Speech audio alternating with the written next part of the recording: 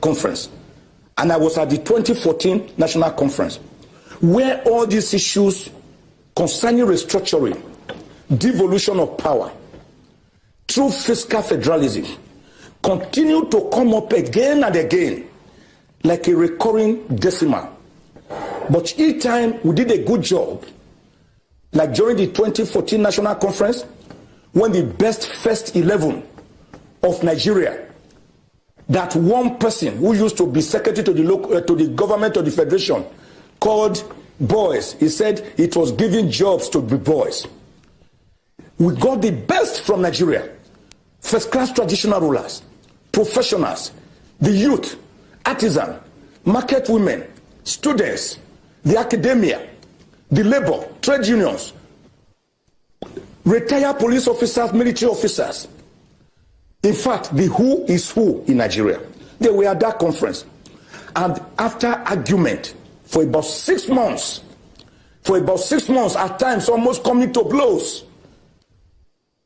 we finally reached so many consensual decisions. One of them was this restructuring, devolution of powers. So, I'm not just a lawyer, with all respect, I'm an historian.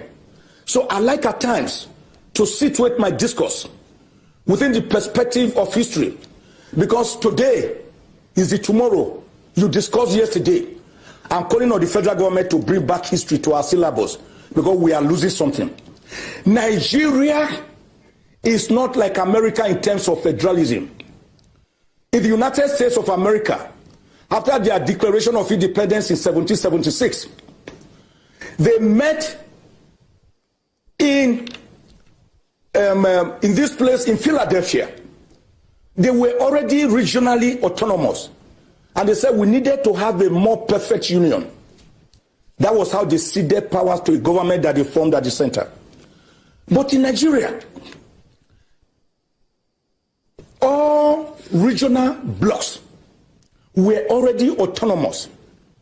The Benin Empire, the Kane Bonu Empire, the Sokoto Caliphate, the Oyo Empire, they already existed in their full bloom with all powers to do all things. That was why Oba Overamin Ogbaise in 1787 was able to beat the British with bare knuckles, which led to the 1897 punitive Benin expedition. But somehow, Lord Lugard, on the 1st of January 1914, after he married a young lady called Flora Shaw, who actually gave Nigeria her name in an 1897 article she wrote in the London Financial Times.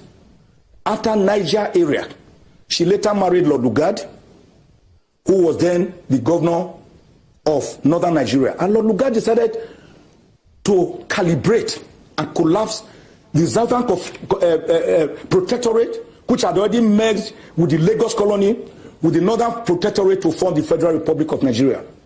Since then, there have been these combustive implosions.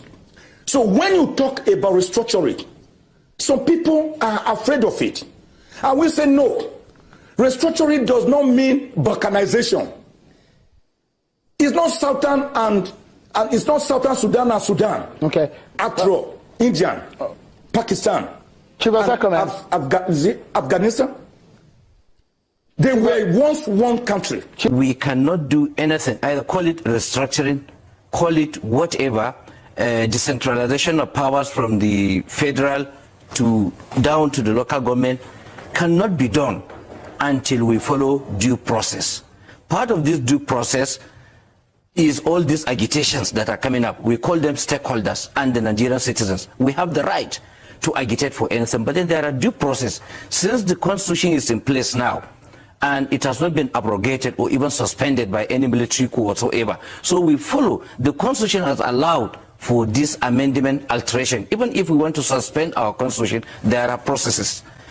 But there are processes according to the constitution? Yeah.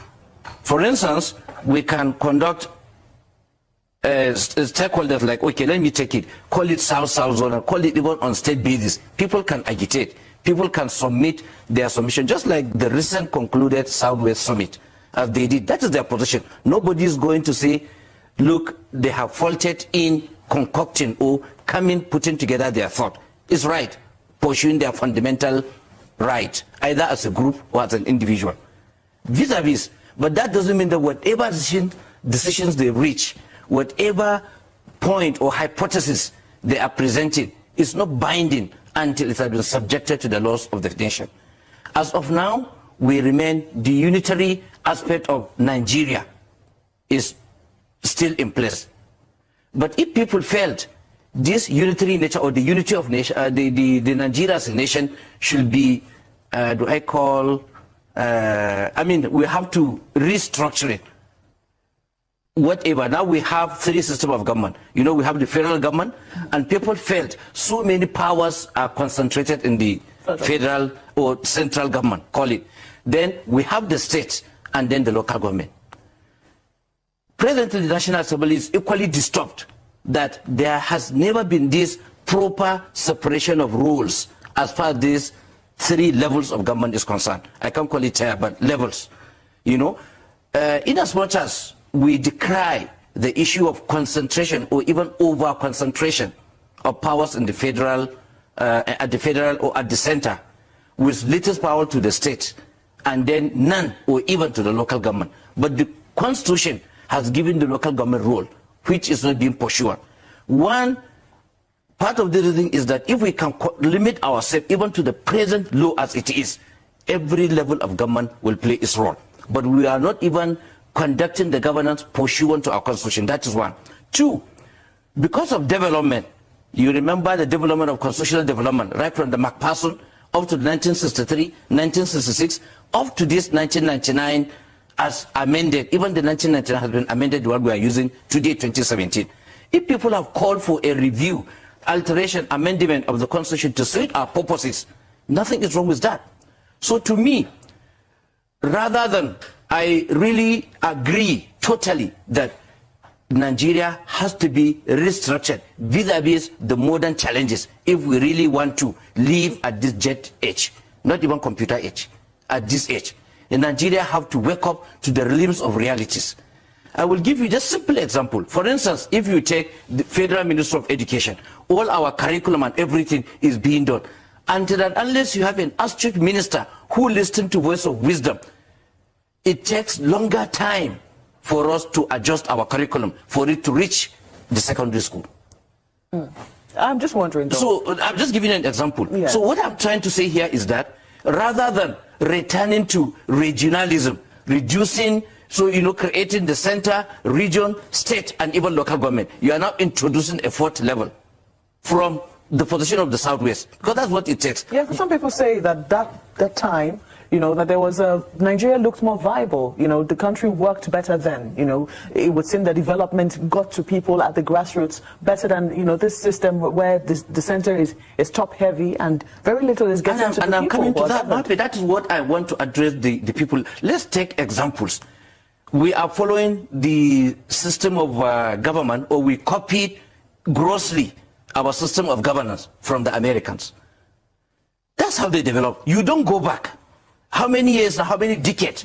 From 1963 up to 1966, when this regionalism is being adopted, up to the time that we had 12 states. Why shouldn't they go back? If they found that that is what has worked for them, that's from their experience so far. The issue, the issue is that we have achieved a level of autonomy when we kind of disintegrated into state.